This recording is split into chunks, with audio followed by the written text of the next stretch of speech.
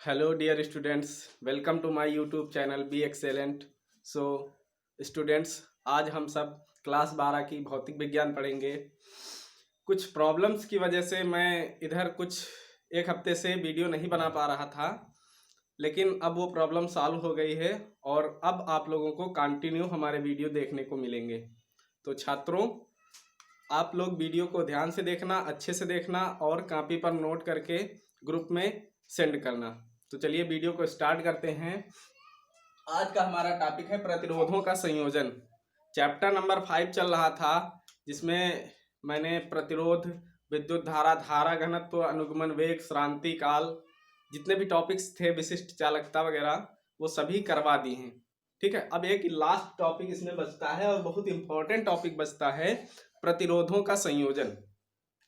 तो प्रतिरोध मैंने बता रखा क्या होता है कि जब किसी वायर में धारा बहती है तो उसमें एक अवरोध उत्पन्न होता है, यानी कि उसको रोकने के लिए एक अवरोध उत्पन्न होता है जिसे प्रतिरोध कहते हैं। और R बराबर V/I होता है और प्रतिरोध का मात्रक ओम होता है। ठीक है, तो प्रतिरोध हमारा किस पे डिपेंड करता है? विद्युत धारा पर डिपेंड करता है और विभवांतर पर डिपेंड करता है।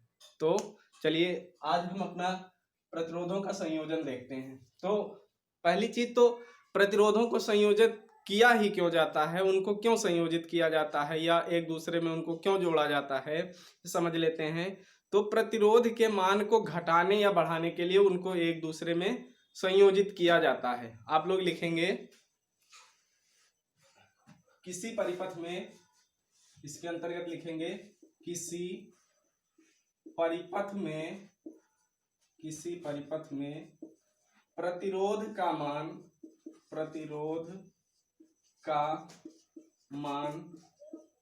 किसी परिपथ में प्रतिरोध का मान घटाने या बढ़ाने के लिए प्रतिरोधों का संयोजन किया जाता है। प्रतिरोधों का संयोजन किया जाता है। ठीक है, यानी कि एक से अधिक प्रतिरोध हैं हमारे पास, तो उनका फाइनल मान घटाने या बढ़ाने के लिए हम उनको अपनी सुविधा के हिसाब से श्रेणी क्रम या समांतर क्रम में लगा लेते हैं। तो अब आगे लिखेंगे आप लोग, प्रतिरोधों को दो प्रकार से जोड़ा जा सकता है। प्रतिरोधों को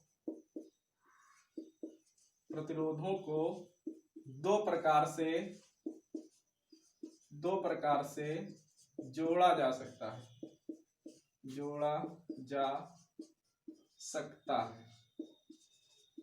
प्रतिरोधों को दो प्रकार से जोड़ा जा सकता है। पहला, समांतर क्रम। किस क्रम में? समांतर क्रम में इसका मतलब होता है पैरेलल ऑर्डर। क्या कहते हैं इसको इंग्लिश में? Parallel order. दूसरा होता है श्रेणी क्रम में, इसको बोलते हैं सीरीज ऑर्डर। ठीक है, प्रतिरोधों को दो तरह से जोड़ा जा सकता है, एक तो पैरेलल ऑर्डर में और दूसरा सीरीज क्रम में, श्रेणी क्रम में।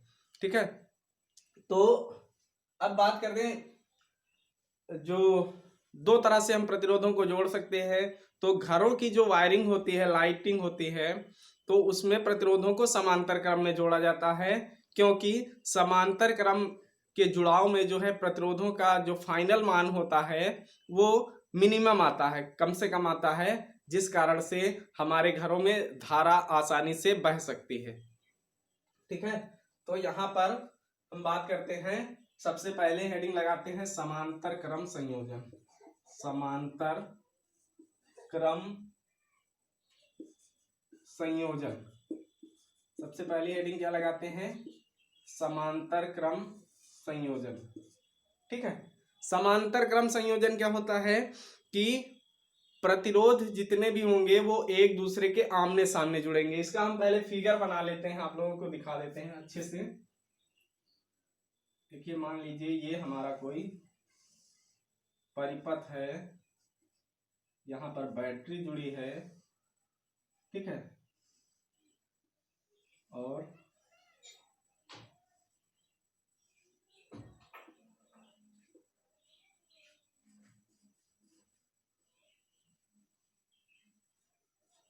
ये 3 प्रतिरोध यहाँ पर जुड़े हुए हैं, ठीक है। ये 3 प्रतिरोध यहाँ पर जुड़े हुए हैं, ठीक है। ये इस तरह से मान लेते हैं कोई परिपथ है हमारे पास और इसमें क्या है कि 3 प्रतिरोध इस तरह से जुड़े हुए हैं, ठीक है। ये यहाँ पर बैटरी है 20 वोल्ट की, इसमें 3 प्रतिरोध मान लेते हैं, ये R1 है, ये दूसरा वाला R2 है, तीसरा वाला R3 है। 3 प्रतिरोध R1 R2 R3 से यानी जुड़े हुए हैं और इसमें विभवांतर V के कारण धारा क्या बह रही है, I धारा बह रही है। कितनी धारा बह रही है, I धारा बह रही है, ठीक है। धारा हमेशा प्लस से माइनस की ओर बहती है, तो धारा इधर से इस तरफ बह रही है। धारा इसमें आई बह रही है, तो देखिए यहां से जो है हमारी ये जो प्रतिरोध है, ठीक है। अब इसमें क्या होगा कि धारा जो होगी बट जाएगी, ठीक है। कुछ धारा इधर निकल जाएगी, ठीक है, कुछ धारा इधर निकल जाएगी और कुछ धारा इधर निकल जाएगी। आई धारा 3 भागों में बटकर चलेगी क्योंकि आगे इसके लिए 3 रास्ते खुले हैं। तो यहाँ पर मान लेते हैं जहां पर R1 है यहाँ पर क्या धारा हो जाएगी, I1 हो जाएगी। ऐसी धारा हो जाएगी, I1 धारा हो जाएगी। एक काम करते हैं, I को कैपिटल बनाते हैं, ठीक है। I धारा यहाँ पर क्या धारा हो जाएगी, I1, और इस वाले में I2 और इस वाले में I3, इस तरह से धारा बहेगी, ठीक है। तो यहाँ पर प्रतिरोध भिन्न भिन्न है जिसके कारण धारा भी क्या है, भिन्न भिन्न है। तो हम इसमें अपना ओम का नियम लगाते हैं, ठीक है। लिखते हैं उपर्युक्त परिपथ में, उपर्युक्त परिपथ में, आप लोग लिख लेंगे थोड़ा सा, उपर्युक्त परिपथ में हम जो बोल रहे हैं वो लिख लेंगे, उसके बाद में डेरिवेशन करेंगे। उपर्युक्त परिपथ में 3 प्रतिरोध R1 R2 व R3 समांतर क्रम में जुड़े हैं, समांतर क्रम में जुड़े हैं व इन ये परिपथ जो है बैटरी V से कनेक्ट है, जुड़ा हुआ है। ये परिपथ बैटरी V से जुड़ा हुआ है और इन तीनों प्रतिरोधों में बहने वाली धारा I1 I2 I3 है। इन तीनों प्रतिरोधों में बहने वाली धारा I1 I2 I3 है तथा प्रत्येक प्रतिरोध में विभवांतर समान रहेगा, तथा प्रत्येक प्रतिरोध में विभवांतर समान रहेगा, ठीक है। प्रत्येक प्रतिरोध में विभवांतर समान रहेगा। क्यों समान रहेगा, क्योंकि इसमें धारा चेंज हो रही है, तो प्रतिरोध के कारण धारा चेंज हो रही है और धारा जिस हिसाब से चेंज हो रही है वो जो है अपना विभवांतर को मैनेज कर लेगी। क्योंकि V बराबर, आप लोगों ने फार्मूला क्या पढ़ा, R इंटू आई, ठीक है। V बराबर ओम का नियम क्या होता है, R इंटू आई। तो यहाँ से R1 है प्रतिरोध कुछ, तो उसके लिए धारा I1 काम करेगी सॉरी, और फाइनल जो उनका गुणा होगा वो विभवांतर V के बराबर ही होगा। और यहाँ से भी I2 R2 का जो फाइनली गुणा होगा वो विभवांतर V के बराबर ही होगा, ठीक है। तो यहाँ से हम क्या लिखते हैं, उपर्युक्त परिपथ में जो मैंने बोला वो आप लोग लिख लिया होगा, ठीक है। अब आगे लिखते हैं, क्या हो जाएगा, यहाँ से I1 बराबर, यहाँ से, ठीक है, लिखते हैं यहाँ पर R1 ओम वाले प्रतिरोध में, R1 ओम वाले प्रतिरोध में R1 ओम वाले प्रतिरोध में क्या हो जाएगा, धारा, धारा का मान निकालेंगे किसमें, इसमें निकालेंगे। R1 ओम वाले प्रतिरोध में धारा का मान निकालेंगे तो कितना हो जाएगा, I1 बराबर कितना हो जाएगा, V अपान R1। समझ रहे हैं ना, ये ओम का नियम होता है, I1 बराबर V अपान R1। इसको हम डिसिंप्लाई करके लिख सकते हैं, हाँ इसको हम क्या लिख सकते हैं, ठीक है, हाँ ऐसे ऐसे ही छोड़ देते हैं। अब लिखते हैं R2 ओम वाले, इसको समीकरण 1 मान लेते हैं, ठीक है।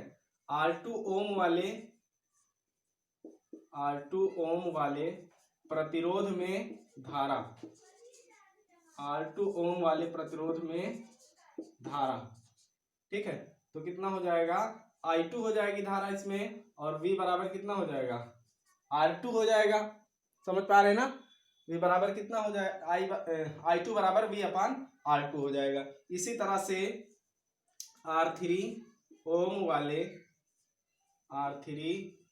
वाले प्रतिरोध में, इसको समीकरण 2 मान लेते हैं, प्रतिरोध में धारा, ठीक है। इसमें धारा का मान निकालेंगे R3 वाले में, तो कितना हो जाएगा, I3 बराबर V अपान R3, I3 बराबर V अपान R3 हो जाएगा, ठीक है।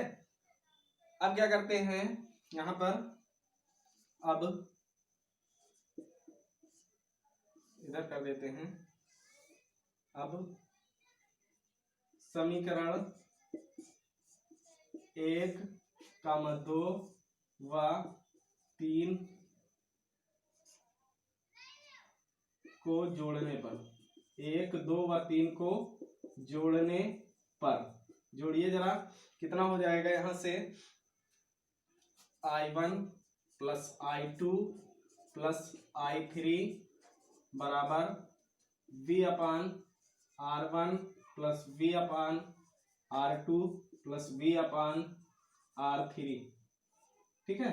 समझ पा रहे हैं ना, क्या कर रहे हैं, 1, 2 और 3 को जोड़ रहे हैं, तो LHS वाला LHS में जुड़ेगा और RHS वाला RHS में जुड़ेगा, ठीक है। तो यहां से कितना हो जाएगा, V अपान R1, V अपान R2 और V अपान R3, ठीक है। तो यहां से हम क्या कर सकते हैं कि, हाँ यहाँ पर तीनों धाराएं जो हैं ये I धारा से फूटी हैं, तो इनका पूरा योग कितना होगा, I होगा। I बराबर कितना हो जाएगा, इसमें क्या है, V कॉमन हो जाएगा, तो V कॉमन हो जाएगा, बचेगा क्या, 1 अपान R1 प्लस 1 अपान R2 प्लस 1 अपान R3, ठीक है, इतना बचेगा। और यहां से V जो है इधर I के बटे में हो जाएगा, ठीक है। V क्या हो जाएगा, I के बटे में हो जाएगा, I अपान V बराबर हो जाएगा 1 अपान R1 प्लस 1 अपान R2 प्लस 1 अपान R3, इतना हो जाएगा ना, ठीक है। अब यहाँ पर I अपान V जो होता है वो कितना होता है, 1 अपान R होता है। अगली लाइन में क्या हो जाएगा, 1 अपान R, और 1 अपान R बराबर 1 अपान R1 प्लस 1 अपान R2 प्लस 1 अपान R3, ये जो होगा इसका फाइनल फार्मूला हो जाएगा, ठीक है। प्रतिरोधों का समांतर क्रम संयोजन के लिए फाइनल फार्मूला जो होगा 1 अपान R बराबर 1 अपान R1 प्लस 1 अपान R2 प्लस 1 अपान R3, ठीक है।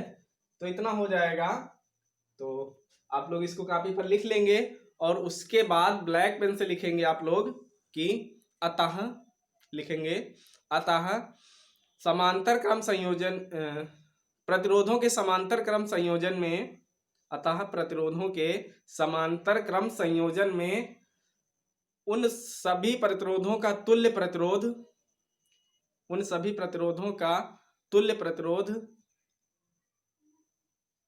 तुल्य प्रतिरोध का व्युत्क्रम, तुल्य प्रतिरोध का व्युत्क्रम उन सभी प्रतिरोधों के अलग अलग व्युत्क्रमों के योग के बराबर होता है।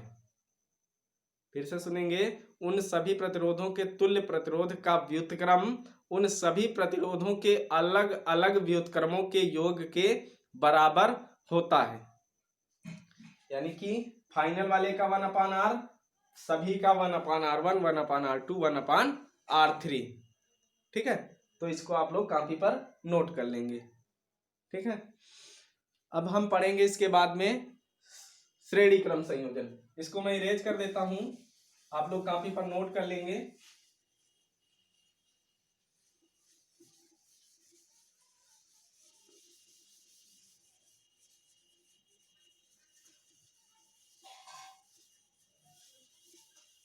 हाँ, आप लोग पढ़ते रहिए, और जो ये मैं सिलेबस करवा रहा हूँ ये 30% जो कम होके हुआ है उसी में से करवा रहा हूँ, और जितना मैं करवाऊंगा वो आप लोग करते रहेंगे कॉपी पर, और लर्न भी करते रहे साथ साथ में, क्योंकि पेपर डिले नहीं होना, पेपर अपने टाइम पर ही होना है, ठीक है।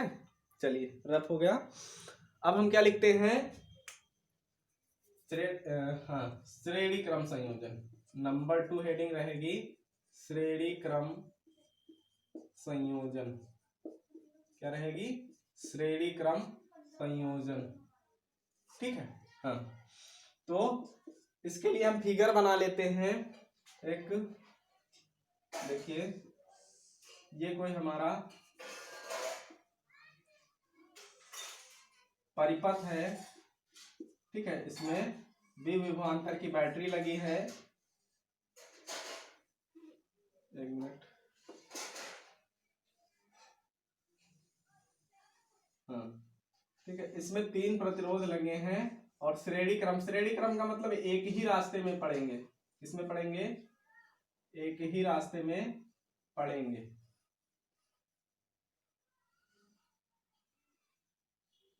ठीक है। इस तरह से कुछ दिखाई देगा।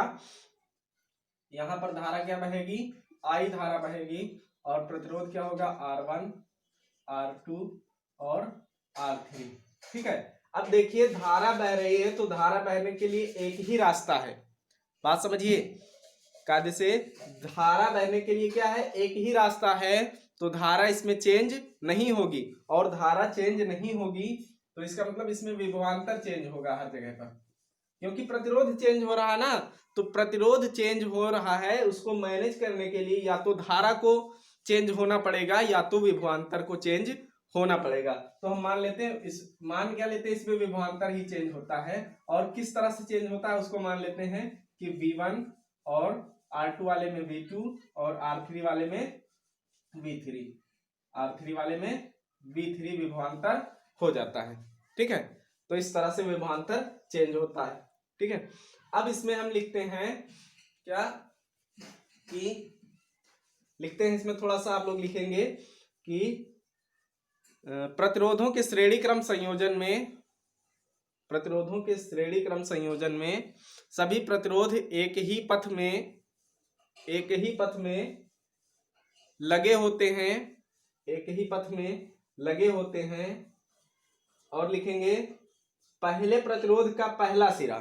क्या लिखेंगे, पहले प्रतिरोध का पहला सिरा बैटरी के धन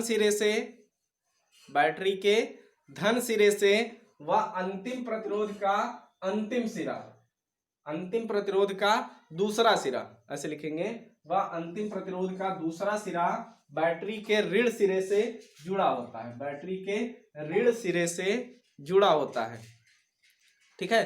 तथा इस परिपथ में धारा समान रूप से बहती है, धारा का मान समान रहता है, तथा विभवांतर बदलता रहता है, ठीक है, विभवांतर बदलता रहता है, ठीक है। अब हम लिखते हैं, हाँ, अब हम क्या लिखते हैं, प्रतिरोध लिख लेते हैं R1 ओम वाले प्रतिरोध में विभवांतर,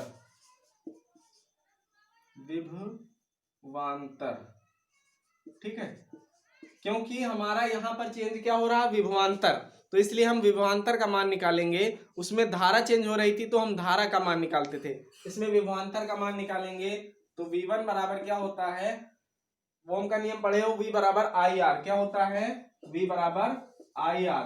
तो V1 बराबर कितना हो जाएगा, I तो चेंज नहीं हो रहा है, I R1, क्या हो जाएगा, I R1। उसके बाद में लिखते हैं आर, इसको समीकरण 1 मान लेते हैं। R2 ओम वाले प्रतिरोध में, R2 ओम वाले प्रतिरोध में विभवांतर,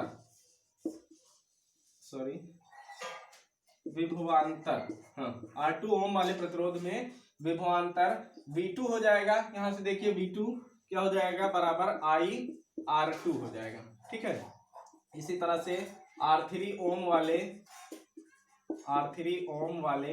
प्रतिरोध में विभवांतर, ठीक है, कितना हो जाएगा, V3 बराबर IR3। ठीक है, इसको समीकरण 2, इसको समीकरण 3। अब फिर वही काम करेंगे, समीकरण 1, 2 व 3 को जोड़ने पर, समीकरण 1, 2 व 3 को जोड़ने पर, 1, 2 व 3 को जोड़ने पर, जोड़िए जरा, तो कितना हो जाएगा, V1 plus V2 plus V3 बराबर कितना हो जाएगा, IR1 plus IR2 plus IR3, कितना हो जाएगा ना। तो यहां से कितना हो जाएगा, V1 plus V2 plus V3 जो है ये जुड़ के कितना हो जाएगा सॉरी, ये कितना हो जाएगा, V हो जाएगा। और ये सारे जो इसमें से क्या होगा, I तीनों जगह से क्या हो जाएगा, कॉमन हो जाएगा। तो I ब्रैकेट में बचेगा R1 plus R2 plus R3, इतना बचेगा ना।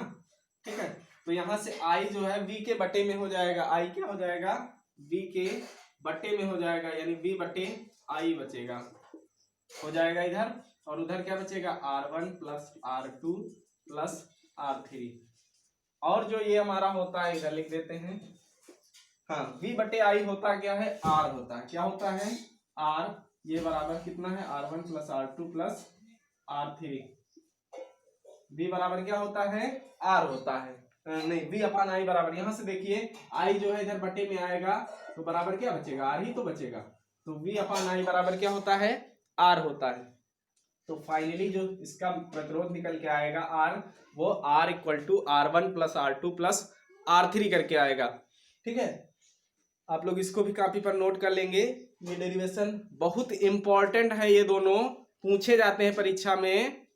पेपर के 7 सेट बनते हैं, हर एक सेट में किसी ना किसी सेट में हर बार देखने को ये मिलता है। ठीक है, तो इसको जरूर देखेंगे। और